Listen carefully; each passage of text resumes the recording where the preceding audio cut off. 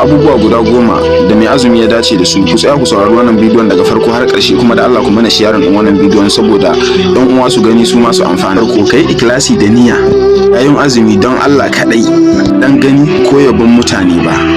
Na biyu, kare harshe, gujewa ƙarya, gulma, zagi, abu na magana.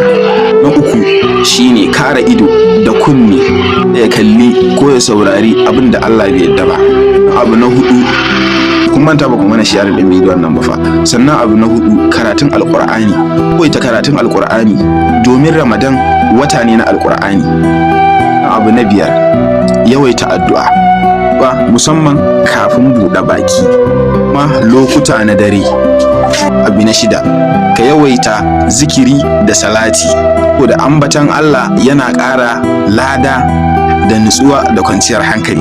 Na bakwai, haƙuri da afuwa, wannan bata masa rai ya haƙura ya ce ina azumi. Nan abu na 8, sadaka da taimakon jama'a kawo mabukata. Nan abu na 9, kiyaye sallah akan lokaci musamman sallan asuba, zuhur, magarib da tarawih.